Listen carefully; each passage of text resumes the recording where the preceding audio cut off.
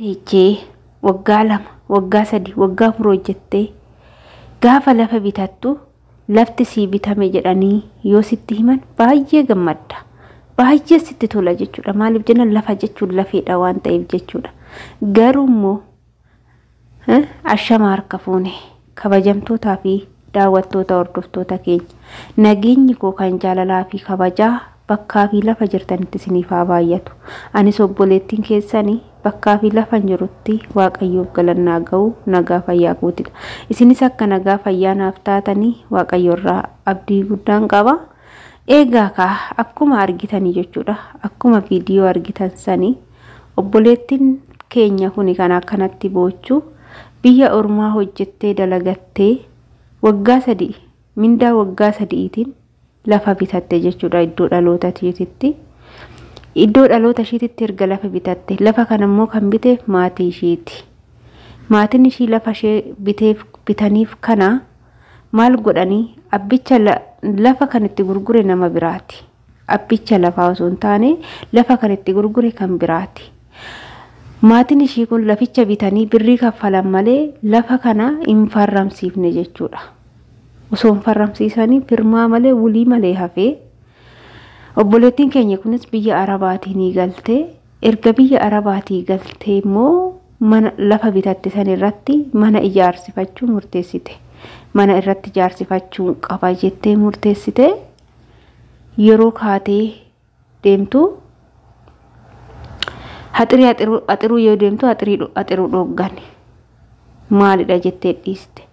Amma immoo mana itti ijaara jettee deemtu manallee irratti ijaaruu dhoggani. Gizee kana gaafachuu dhatte. Yeroo gaafachuu dhattu lafti kun sitti gurguramuusaa ragaa fidi jedhaniin. Yeroo maatii gaafattu immoo ragaan hin jiru. Lafa barkan bitame kunam gabaa dhaqanii sangaa walitti gurguranii deemanii sangaanuu qaraxa qaba. Qaraxni yoo qaraxamu waraqatan namaa kutama. Sangaa ofii gurgurachuun ni beekamamtire. Innaa amma abbichi lafaa immoo ani hin beeku jedhaan. Kan lafatti gurgure sun immoo maal ta'ee ni hidhame jechuudha. Akka carraa ta'e waa balleechee ni hidhame. Innis ba'e immoo mana hidhaati. Amma ragaa fidi jennaan ragaan hin jiru. Abbichi lafaa jara kanatti lafan gurgure. Laficha kan gurgurate nama biraati. Jidduu kanatti maal ta'e obboleettiin keenya dadhabbii waggaa 3 lafa bittas dhabde maallaqas dhabde jechuudha. Kuni baay'ee ulfaata dhugaa. Amma ka'anii wanni viidiyoo kana isinii qoodaa jiruuf viidiyoon kun afaan Amaariffaatiin darbe. Garuu viidiyoon kana fakkaatu ni jira. Viidiyoon kana fakkaatu hiriyoota kiyyan namaan ani beeku jechuudha. Namaan ani beeku lafa bitanii kaadaman jechuudha. Nama lamaan walitti bitanii birrii kaffalanii birrii walitti baasanii sanuu birrii kaffalan. Maatiin maal godheree namichi lafatti gurgure suni birriin xiqqoo irratti hafte. Maal jedhani gaafa birriin isaa kaan kaffaluu dhufta san walii goonaa rakkoon qabu nuti warra biyyaati. Kanaafu waliin miinu jedhanii abbichi lafaa sun itti fakkeesse. Warri lafa bitan kun immoo rakkoon qabu jedhanii dhiisani. Yeroo kana namicha taa'ee gaafa birriin argameetu ijoolleen warri dhaqanii birrii kanas kaffalan rakkoon qabu bakka gizee biraati wulii barreessina. Ani wanna takka rakkoon lafa kanarraan ga'u itti haxirattu jedha. Jarri kun immoo muddamaa waan irratti ijaarsisuun barbaadneef rakkoon qabu jedhanii dhiisani. Oduma kanaan jiru lafti kun waggaa tokko taa'e birriin itti kaffalame. Abbichi lafaa kun maal godha laficha kana qotatee midhaan facaase lafa namni tokko bitate. Akkasumas birri isaanii saniitti nagadate. Qanii kaan jarri kuni lafa kana dhuunfachuu yoo deemanii ani lafa isinitti hin gurgurree lafa isinitti gurguru ragaa qabdu jedhee. Amma maal ta'an lafichas dhaban birrichas dhaban. Maatiin tokko kun akkana godhu jechuudha. Maatiin keessatti warroonni baadiyyaa waa'ee lafaa bittaa gurgurtaa lafaa sirriin beekan. Isaan akkuma yeroo kontiraata biyyatti yeroo baadiyyaatti lafa kontiraata fuudhanii qotatanii haala sanitti fakkaata. Kanaaf obboloota koo ani lafa bitee jira akka mataa kootti waa'ee lafaa isinitti hima. Warroonni lafa bittan viidiyoo kana dhaggeeffadhaa. Lafti yeroo gurguramu tokkoffaa yeroo ammaa jechuudha lafa iddoo seera qabeessa iddoo seera qabeessa, iddoo karaan irra hin baane. Lafti kun karaan eechan jira, lafti kun garam jedhamee ilaalama. Akkasumas immoo abbaan laficha kana eenyu? Abbaa isa dhugaa eenyudha? Abbichi lafaa. Abbichi lafaa sun erga dhiyaate immoo maatii warra abbicha lafaa sun ni dhiyaatu. Maatiin hundi daa'ima har'a dhalatte illee haa taatu jechuudha. Daa'ima amma sa'aatii kana dhalatte isaa taatu qubashii qabanii akka farramsiisaniif jechuudha. Innaa yeroo kana yeroo wulii barreessanii lafti kun gara dhihaatiin eenyu ilaallata? Gara kibbaatiin eenyu ilaallata? Gara kaabatiin eenyu ilaallata?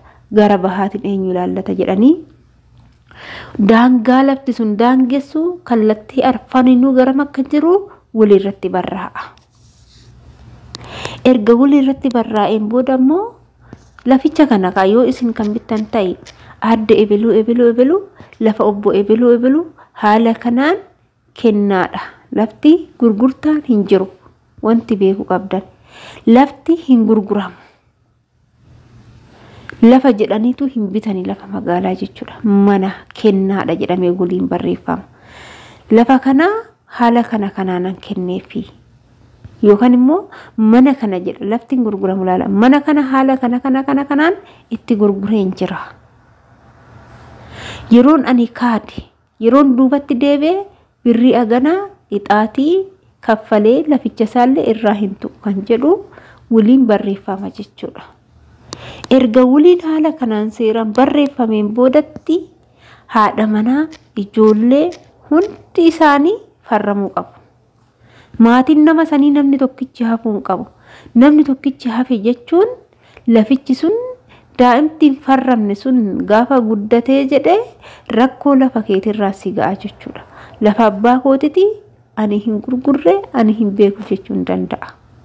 Kanaaf hundi isaaniitu ilmoon isaanii ebelu kan jedhamu tarree gala jechuudha. Daa'ima ganaa qabu ebeluudha.